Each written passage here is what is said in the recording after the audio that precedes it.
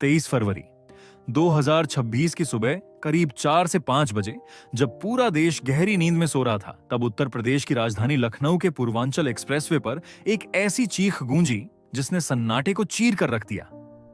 अंबाला से बिहार की ओर जा रही एक तेज रफ्तार डबल डेकर बस अचानक मौत का तांडव मचाने लगी और देखते ही देखते यह सफर एक खौफनाक त्रासदी में बदल गया।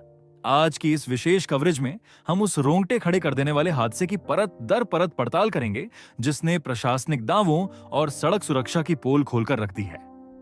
लखनऊ के गोसाईगंज क्षेत्र में जिस जगह यह दुर्घटना हुई, वहां का मंजर इतना भयावह था कि देखने वालों की रूह कांप गई। बस की गति इतनी अधिक थी कि वह अनियंत्रित होकर डिवाइडर को पार करते हुए दूसरी तरफ जा गिरी और सड़क पर सिर्फ खून के निशान और यात्रियों की चीखें बाकी रह गईं। प्रत्यक्षदर्शियों के अनुसार यह बस सड़क पर किसी सांप की तरह लहरा रही थी, जिससे यह साफ संकेत मिलता है कि या तो चालक को नींद की झपकी आई थी या फिर बस में कोई गंभीर तकनीकी खराबी आ गई थी। जब यह हादसा हुआ तब आसपास के ग्रामीण और राहगीर तुरंत मदद के लिए दौड़े और पुलिस को सूचना दी गई।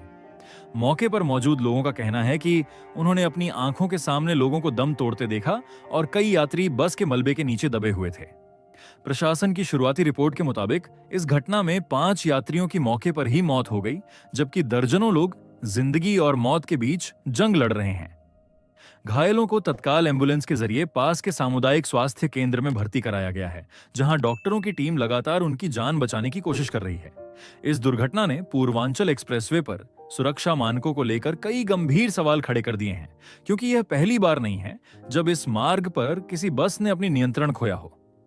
विशेषज्ञ इस बात का विश्लेषण कर रहे हैं कि क्या लंबी दूरी की बसों के चालकों पर काम का दबाव इतना ज्यादा होता है कि वे अपनी थकान को नजरअंदाज कर गाड़ी चलाते रहते हैं। अंबाला से बिहार तक का लंबा सफर तय करने वाली इन निजी बसों में अक्सर क्षमता से अधिक सवारियां भरी होती हैं और सुरक्षा नियमों को ताक पर रखकर इन्हें दौड़ाया जाता है। परिवहन विभाग और एआरटीओ की टीम अब इस बात की जांच कर रही है कि क्या बस का फिटनेस सर्टिफिकेट वैध था और क्या चालक के पास निर्धारित अनुभव था। जैसे जैसे दिन ढला, हादसे की जगह पर बिखरा हुआ सामान और टूटे हुए शीशे उन परिवारों की बर्बादी की दास्तां सुना रहे थे, जिनके अपने अब कभी घर वापस नहीं लौटेंगे। पुलिस प्रशासन ने मृतकों के शवों को पोस्टमार्टम के लिए भेज दिया है और उनके परिजनों को सूचित करने की प्रक्रिया शुरू कर दी गई है। अस्पताल के बाहर का दृश्य भी अत्यंत हृदय विदारक है, जहां घायल यात्री अपने साथियों और रिश्तेदारों के बारे में पूछ रहे हैं। इस पूरी घटना ने उत्तर प्रदेश के यातायात प्रबंधन पर एक बड़ा प्रश्न चिन्ह लगा दिया है कि आखिर क्यों रात के समय इन एक्सप्रेसवे पर गति सीमा और चालकों की स्थिति की निगरानी नहीं की जाती। आने वाले समय में यह देखना महत्वपूर्ण होगा कि सरकार इन हादसों को रोकने के लिए क्या ठोस कदम उठाती है या फिर इसी तरह बेगुनाह लोग अपनी जान गंवाते रहेंगे। अब सवाल यह उठता है कि इस भारी तबाही का असली जिम्मेदार कौन है और क्या सड़कों को सिर्फ चौड़ा बना देने से सुरक्षा सुनिश्चित हो जाती है। जब तक नियमों का पालन जमीन पर कड़ाई से नहीं होगा, तब तक ऐसे सफर अधूरे ही रहेंगे और मौत का यह सिलसिला थमेगा नहीं। इस दुखद समाचार ने पूरे प्रदेश को झकझोर कर रख दिया है और लोग अब सड़कों पर निकलते हुए डर महसूस कर रहे हैं। इस विस्तृत रिपोर्ट के माध्यम से हम उन सभी परिवारों के प्रति अपनी संवेदना व्यक्त करते हैं जिन्होंने इस हादसे में अपनों को खोया है, और प्रशासन से जवाबदेही की मांग करते हैं ताकि भविष्य में किसी और का घर इस तरह न उजड़े। दुर्घटना की असल वजह का खुलासा विस्तृत फोरेंसिक जांच के बाद ही हो पाएगा, लेकिन फिलहाल पूरा तंत्र इस आपदा के बाद केवल राहत और बचाव कार्यों में ही जुटा नजर आ रहा है। इस भीषण दुर्घटना के बाद अब सबसे बड़ा सवाल यह खड़ा होता है कि क्या हमारी आधुनिक सड़कें सुरक्षित सफर की गारंटी दे पा रही हैं या वे केवल रफ्तार के जुनून में तब्दील हो चुकी हैं। लखनऊ का यह पूर्वांचल एक्सप्रेसवे, जो विकास की नई इबारत लिखने के लिए बनाया गया था, आज मातम का गवाह बना खड़ा है। जांच अधिकारियों की शुरुआती छानबीन में यह बात भी सामने आ रही है कि शायद चालक को नींद की एक छोटी सी झपकी आई थी, जिसने चंद सेकंडों में दर्जनों जिंदगियों को दांव पर लगा दिया। लंबी दूरी की यात्रा करने वाली इन निजी बसों में अक्सर 2 चालकों की व्यवस्था अनिवार्य होती है, लेकिन क्या वास्तव में इस नियम का पालन धरातल पर किया जा रहा है? अंबाला से बिहार का सफर लगभग 1000 किलोमीटर से भी अधिक लंबा होता है और ऐसे में बिना पर्याप्त विश्राम के बस चलाना किसी आत्मघाती कदम से कम नहीं है। अस्पताल के गलियारों में पसरा सन्नाटा और अपनों की तलाश में भटकते परिजनों की आंखें प्रशासन से न्याय की गुहार लगा रही हैं। कई घायल यात्री ऐसे भी हैं जो अपनी सुध बुद्ध खो चुके हैं और उन्हें यह भी याद नहीं कि आखिर उस काली रात को बस के पलटने से ठीक पहले क्या हुआ था। डॉक्टरों का कहना है कि गंभीर रूप से घायल यात्रियों में से कुछ की स्थिति अभी भी नाजुक बनी हुई है, जिन्हें बेहतर इलाज के लिए बड़े अस्पतालों में रेफर करने की तैयारी की जा रही है। जिला प्रशासन ने हालांकि आर्थिक सहायता और त्वरित मदद का भरोसा दिलाया है, लेकिन क्या कोई भी मुआवजा उन परिवारों की भरपाई कर पाएगा जिन्होंने अपने घर का चिराग खो दिया है? यह हादसा सिर्फ एक संयोग नहीं, बल्कि हमारी पूरी यातायात व्यवस्था की विफलताओं का एक सामूहिक परिणाम नजर आता है। सड़क सुरक्षा विशेषज्ञों का मानना है कि एक्सप्रेसवे पर बढ़ती दुर्घटनाओं का एक मुख्य कारण सम्मोहन भी होता है, जहां सीधी और सपाट सड़क पर लगातार गाड़ी चलाने से चालक का मस्तिष्क सुस्त पड़ने लगता है। इसके अलावा रात के अंधेरे में अवैध पार्किंग और खराब खड़े वाहनों से टकराने का खतरा भी बना रहता है।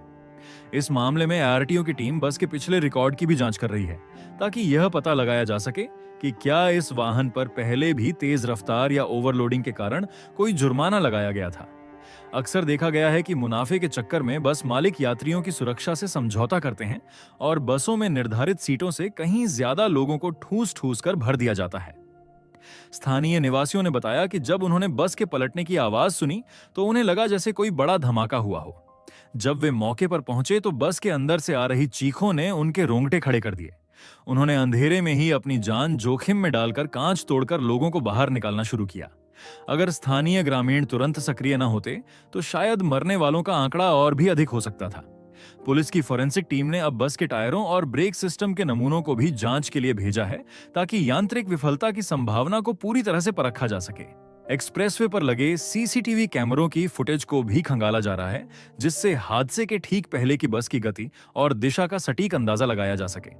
जैसे जैसे सूरज चढ़ता गया, पूर्वांचल एक्सप्रेसवे की वह लेन फिर से सामान्य यातायात के लिए खोल दी गई, लेकिन वहां मौजूद मलबे के अवशेष और खून के सूखे दाग आने जाने वालों को सचेत कर रहे थे। सरकार को अब केवल जांच समितियों के गठन तक सीमित नहीं रहना चाहिए, बल्कि एक्सप्रेसवे पर हर कुछ किलोमीटर के अंतराल पर विश्राम केंद्रों और चालकों के स्वास्थ्य परीक्षण की सख्त व्यवस्था करनी होगी। इन हाईटेक सड़कों पर केवल स्पीड गन और चालान काट देने से सुरक्षा सुनिश्चित नहीं होगी, बल्कि एक ऐसी कार्य प्रणाली विकसित करनी होगी जहां हर मुसाफिर खुद को सुरक्षित महसूस करे। इस हृदय विदारक घटना ने एक बार फिर यह संदेश दिया है कि सड़क पर बरती गई जरा सी लापरवाही केवल एक व्यक्ति की नहीं, बल्कि पूरे समाज की क्षति होती है। कानूनी प्रक्रियाओं की बात करें तो पुलिस ने अब बस मालिक और ट्रेवल एजेंसी के खिलाफ लापरवाही बरतने का मामला दर्ज कर लिया है। जांच की सुई अब इस दिशा में घूम रही है कि क्या बस का परमिट केवल कुछ ही राज्यों के लिए था, या वह नियमों को ताक पर रखकर अवैध रूप से अंबाला से बिहार तक का सफर तय कर रही थी। अक्सर देखा गया है कि लंबी दूरी की इन निजी बसों में टैक्स बचाने के चक्कर में कागजी हेरफेर किया जाता है और यात्रियों के जीवन को जोखिम में डाल दिया जाता है। परिवहन विभाग के आला अधिकारियों ने सख्त निर्देश दिए हैं कि प्रदेश भर में चल रही ऐसी सभी डबल डेकर बसों की फिटनेस की दोबारा जांच की जाए, ताकि भविष्य में ऐसे किसी भी दुखद हादसे की पुनरावृत्ति को रोका जा सके। हादसे वाली जगह पर फोरेंसिक एक्सपर्ट्स की टीम ने यह भी पाया कि बस के पिछले टायर काफी घिसे हुए थे, जो तेज रफ्तार में घर्षण के कारण फट सकते थे या पकड़ छोड़ सकते थे। एक्सप्रेसवे की कंक्रीट की सड़कों पर टायर का गर्म होकर फटना एक आम समस्या बन चुकी है, लेकिन वाहन स्वामियों द्वारा समय पर टायर न बदलना एक सोची समझी आपराधिक लापरवाही की श्रेणी में आता है। यात्रियों के परिवारों का आरोप है कि चालक शुरुआत से ही बहुत तेज गाड़ी चला रहा था और बार बार टोकने के बावजूद उसने अपनी रफ्तार कम नहीं की। यह उस खौफनाक मानसिकता को दर्शाता है जहां समय पर पहुंचने की होड़ में इंसानी जान की कीमत शून्य हो जाती है। सामाजिक स्तर पर भी इस घटना ने एक नई बहस छेड़ दी है कि क्या हमें तकनीक पर इतना ज्यादा निर्भर हो जाना चाहिए कि हम मानवीय चेतना को भूल जाएं। एक्सप्रेसवे पर सफर करते समय अक्सर यात्री भी अपनी सुरक्षा के प्रति उदासीन रहते हैं और सीट बेल्ट जैसे बुनियादी नियमों का पालन नहीं करते। अगर इस बस में सुरक्षा के आधुनिक इंतजाम होते और यात्रियों ने सावधानी बरती होती तो शायद हताहतों की संख्या कम हो सकती थी। राहत शिविरों में बैठे लोग अब अपनी किस्मत को कोस रहे हैं, क्योंकि उनके परिवार के मुखिया या कमाऊ सदस्य अब इस दुनिया में नहीं रहे। उनके पीछे छूटे अनाथ बच्चों और बेसहारा बुजुर्गों का भविष्य अब अधर में लटक गया है, जिसकी जिम्मेदारी लेने को कोई तैयार नहीं दिखता। प्रशासनिक अमला अब इस बात की भी पड़ताल कर रहा है कि दुर्घटना के समय हाईवे पर गश्ती दल कहां तैनात था और क्या समय रहते बस को ओवर स्पीडिंग के लिए चेतावनी दी गई थी। एक्सप्रेसवे पर लगे ऑटोमेटिक नंबर प्लेट रिकॉग्निशन कैमरों के डेटा से यह स्पष्ट हो जाएगा कि बस ने कितने समय में कितनी दूरी तय की थी, जिससे उसकी औसत गति का पता चल सके। यदि यह साबित हो जाता है कि बस लगातार निर्धारित गति सीमा का उल्लंघन कर रही थी, तो संबंधित टोल प्लाजा और निगरानी कक्ष के अधिकारियों की भूमिका भी संदेह के घेरे में आ जाएगी। ये केवल एक बस का पलटना नहीं है, बल्कि यह उस पूरे तंत्र की विफलता है जिसे जनता की सुरक्षा का जिम्मा सौंपा गया है। शाम होते होते लखनऊ के उस अस्पताल के बाहर भारी भीड़ जमा हो गई थी, जहां घायलों का उपचार चल रहा है। राजनीतिक गलियारों में भी इस मुद्दे पर हलचल तेज हो गई है और विपक्षी दलों ने सरकार से परिवहन नीतियों में आमूलचूल परिवर्तन की मांग की है। हालांकि केवल राजनीति या बयानों से उन जख्मों पर मरहम नहीं लगाया जा सकता जो इस हादसे ने दिए हैं। जरूरत है एक ऐसी जवाबदेह व्यवस्था की जहां सड़कों पर मौत का यह नंगा नाच बंद हो और हर यात्री अपने गंतव्य तक सुरक्षित पहुंच सके। पूर्वांचल एक्सप्रेसवे की वह खामोश सड़क आज भी उन 5 रूहों की गवाही दे रही है जिनकी यात्रा बीच में ही समाप्त हो गई और पीछे छोड़ गई एक कभी न खत्म होने वाला दर्द। सुरक्षा मानकों की इस अनदेखी के बीच अब उन तकनीकी पहलुओं पर गौर करना भी आवश्यक हो जाता है जो आधुनिक बसों में अनिवार्य होने चाहिए थे। विशेषज्ञों का तर्क है कि अगर इस डबल डेकर बस में एंटी लॉक ब्रेकिंग सिस्टम और स्टेबिलिटी कंट्रोल जैसे आधुनिक यंत्र पूरी तरह कार्य कर रहे होते तो शायद अनियंत्रित होने के बावजूद बस को पलटने से बचाया जा सकता था। अक्सर यह देखा गया है कि पुरानी बसों की बॉडी को नया रूप देकर उन्हें एक्सप्रेसवे पर उतार दिया जाता है, जबकि उनका ढांचा इतनी तेज रफ्तार और ऊंचे गुरुत्वाकर्षण केंद्र को संभालने के लिए सक्षम नहीं होता। लखनऊ के इस हादसे ने यह साफ कर दिया है कि केवल सड़कों को चकाचक बना देने से सफर महफूज नहीं होता, बल्कि उन पर दौड़ने वाले वाहनों की सेहत भी उतनी ही दुरुस्त होनी चाहिए। परिवहन विभाग के सूत्रों से मिली जानकारी के अनुसार अब राज्य भर के प्रमुख एक्सप्रेसवे पर रैंडम चेकिंग का अभियान शुरू किया जा रहा है। रात के सन्नाटे में जब बसें अपनी निर्धारित गति से कहीं ज्यादा तेज दौड़ती हैं, तब उन पर लगाम कसने के लिए इंटरसेप्टर वाहनों की संख्या बढ़ाई जाएगी। इस दुर्घटना में अपनी जान गंवाने वाले यात्रियों के सामान की पोटलियां और बिखरे हुए जूते अब भी उस खौफनाक मंजर की याद दिला रहे हैं जब खुशियों भरा सफर अचानक मातम में तब्दील हो गया। कई यात्रियों के पास अपने घर वालों के लिए तोहफे थे और कई अपनी नई नौकरी के लिए शहर छोड़कर जा रहे थे, लेकिन किस्मत के क्रूर खेल ने उनके सभी सपनों को एक्सप्रेसवे के डिवाइडर के पास ही दफन कर दिया।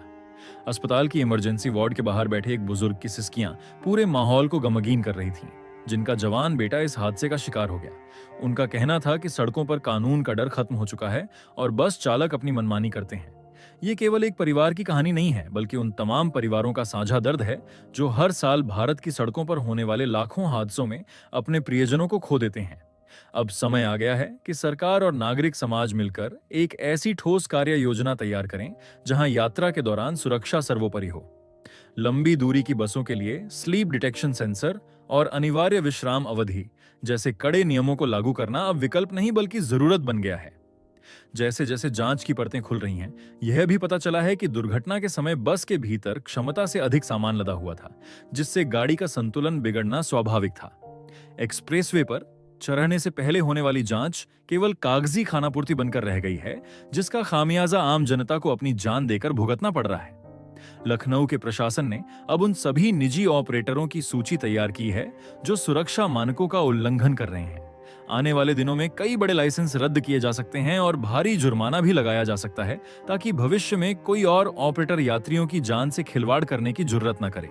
इस पूरी घटना का निचोड़ यही है कि जब तक हम एक समाज के रूप में यातायात नियमों के प्रति गंभीर नहीं होंगे, तब तक मौत के ये आंकड़े कम नहीं होंगे। सड़कों का जाल बिछाना प्रगति की निशानी है, लेकिन उन सड़कों पर सुरक्षित सफर सुनिश्चित करना मानवता की जिम्मेदारी है। पूर्वांचल एक्सप्रेसवे पर हुई यह त्रासदी हमें चेतावनी दे रही है कि रफ्तार और तकनीक के इस युग में हमें अपनी सजगता और जिम्मेदारी को नहीं भूलना चाहिए। आज की यह विशेष रिपोर्ट उन सभी दिवंगत आत्माओं को समर्पित है जिन्होंने इस सफर में अपनी अंतिम सांस ली, और हम उम्मीद करते हैं कि प्रशासन की नींद अब टूटेगी ताकि दोबारा किसी मां की गोद सूनी न हो और किसी का सुहाग न उजड़े। अब इस पूरे घटनाक्रम का सबसे डरावना पहलू यह है कि क्या हम इस हादसे से कोई सबक सीखेंगे या इसे भी पिछले हादसों की तरह एक सांख्यिकी मानकर भूल जाएंगे। लखनऊ के इस एक्सप्रेसवे पर बिखरा हुआ कांच और मुड़ी हुई लोहे की चादरें चीख चीख कर उस सिस्टम की गवाही दे रही हैं जो केवल कागजों पर चौकन्ना रहता है। परिवहन विशेषज्ञों का कहना है कि रात के समय चलने वाली बसों के लिए एक विशेष थकान निगरानी प्रणाली का होना अनिवार्य है, जो चालक की आंखों की हलचल से यह पहचान सके कि उसे नींद आ रही है या नहीं। यदि ऐसी तकनीक इन डबल डेकर बसों में लगी होती तो शायद 5 परिवारों के चिराग आज भी रोशन होते। उत्तर प्रदेश के इस पूर्वांचल एक्सप्रेसवे पर हुई यह दर्दनाक घटना हमें यह सोचने पर मजबूर करती है कि विकास की इस अंधी दौड़ में हम कहीं मानवीय संवेदनाओं और सुरक्षा को पीछे तो नहीं छोड़ रहे हैं। जैसे जैसे प्रशासन अपनी अंतिम रिपोर्ट तैयार कर रहा है, वैसे वैसे उन निजी बस संचालकों की सांठगांठ भी सामने आ रही है, जो चंद रुपयों के मुनाफे के लिए अनफिट बसों को सड़कों पर उतार देते हैं। आने वाले दिनों में यह देखना दिलचस्प होगा कि क्या वाकई उन रसूखदार बस मालिकों पर कोई ठोस कार्रवाई होती है या मामला ठंडे बस्ते में डाल दिया जाएगा। घायलों की हालत अभी भी नाजुक बनी हुई है और उनके परिजन अस्पतालों के बाहर इस उम्मीद में बैठे हैं कि शायद कोई चमत्कार हो जाए। इस पूरी त्रासदी ने यह स्पष्ट कर दिया है कि एक्सप्रेसवे केवल रफ्तार के लिए नहीं बल्कि अनुशासन के लिए भी होने चाहिए, क्योंकि सड़क पर की गई एक छोटी सी भूल का नतीजा कभी-कभी पूरी उम्र का पछतावा बन जाता है। आज की इस विशेष पड़ताल में हमने देखा कि कैसे एक लापरवाही ने हंसते खेलते सफर को श्मशान की खामोशी में बदल दिया। लखनऊ का यह हादसा हम सभी के लिए एक गंभीर चेतावनी है कि हम जब भी घर से निकलें तो सुरक्षा को अपनी प्राथमिकता बनाएं। सड़कों पर बढ़ती ये मौतें केवल दुर्घटनाएं नहीं बल्कि एक सामाजिक चिंता का विषय हैं, जिस पर सरकार और जनता दोनों को मिलकर काम करना होगा। उम्मीद है कि इस रिपोर्ट के बाद जिम्मेदार अधिकारी अपनी नींद से जागेंगे और सड़कों को कत्लगाह बनने से रोकने के लिए खड़े कदम उठाएंगे। हम उन सभी परिवारों के साथ खड़े हैं जिन्होंने इस हादसे में अपना सब कुछ खो दिया है और उनके लिए न्याय की कामना करते हैं। लखनऊ के इस दिल दहला देने वाले पूर्वांचल एक्सप्रेसवे हादसे की हमारी यह विशेष विस्तृत कवरेज यहीं समाप्त होती है।